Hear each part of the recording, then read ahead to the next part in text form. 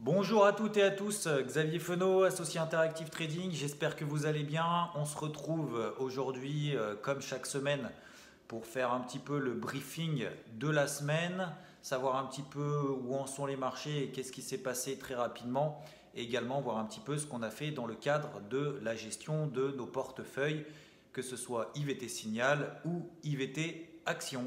A tout de suite. Vous nous le disiez tout à l'heure, Xavier, c'est peut-être une nouvelle.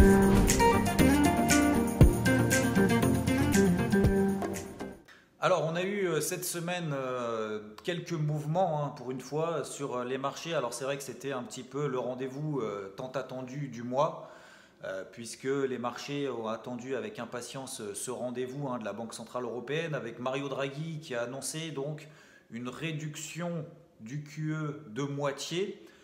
Pour autant, ça a provoqué un fort décalage à la hausse sur les actifs risqués, donc sur le marché des actions et les indices, et à l'inverse, bien évidemment, un repli conséquent de l'euro, que ce soit l'euro face au yen ou l'euro face au dollar. Alors pourquoi est-ce que cette annonce justement de réduction du QE, donc de resserrement un petit peu monétaire de la Banque Centrale Européenne a provoqué ces mouvements-là? Tout simplement parce que c'était un resserrement monétaire, mais on va dire accommodant. Alors c'est un terme un petit peu spécifique, puisqu'effectivement le marché s'attendait à ce que Mario Draghi resserre un petit peu sa politique monétaire. Pour autant, ça a été moins brutal que prévu. C'est-à-dire que les taux d'intérêt, que ce soit donc l'ensemble des taux directeurs, les trois taux directeurs ont été inchangés.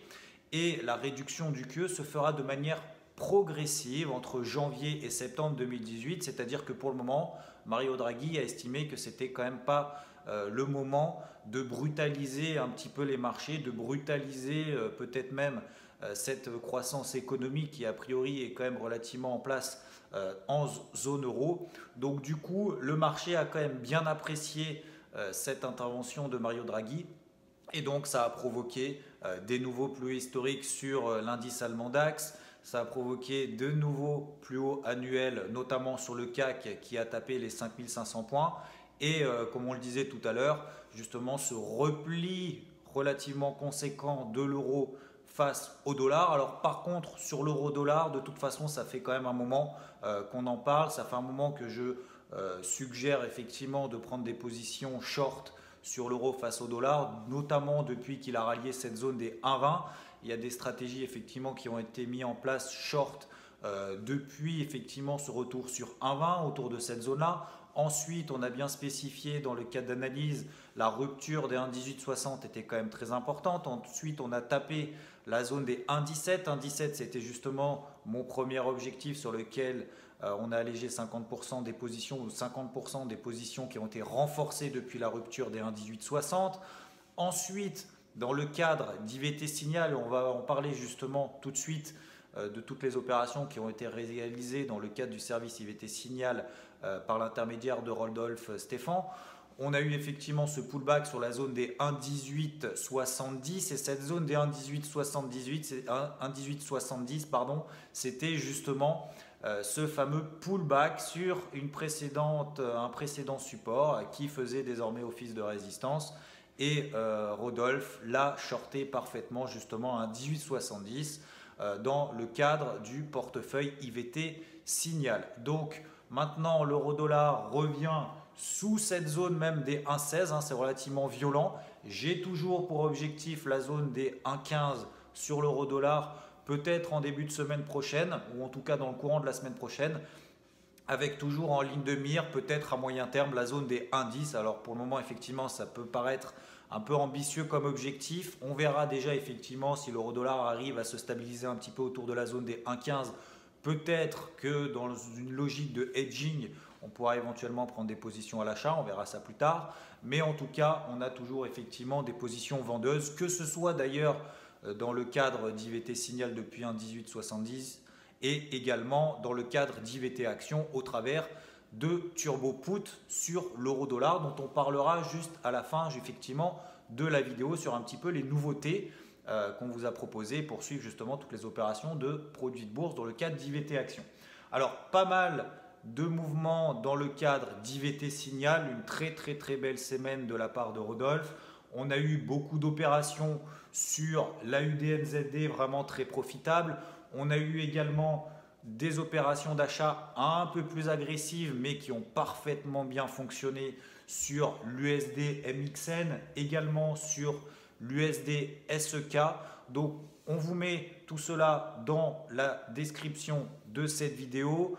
Ça vous permettra de voir un petit peu toutes les opérations qu'on a réalisées. Ensuite, dans le cadre d'IVT Action, on a fait également pas mal d'opérations. Alors j'étais effectivement relativement prudent juste avant effectivement la BCE puisqu'on avait cette zone des 5410 très importante sur laquelle d'ailleurs on a échoué à 3 reprises avant ce fameux rendez-vous de jeudi de la BCE. Et ensuite on a eu effectivement une propulsion à l'achat comme vous le savez très certainement.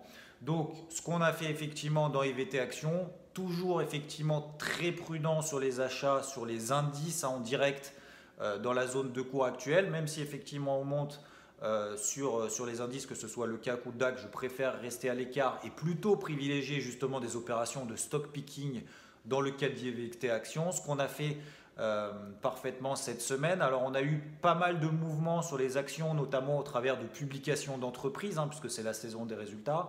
On en a profité, alors je vais vous en donner deux, parmi lesquels effectivement on a payé cette semaine dans IVT Action, dans cette logique justement de stock picking.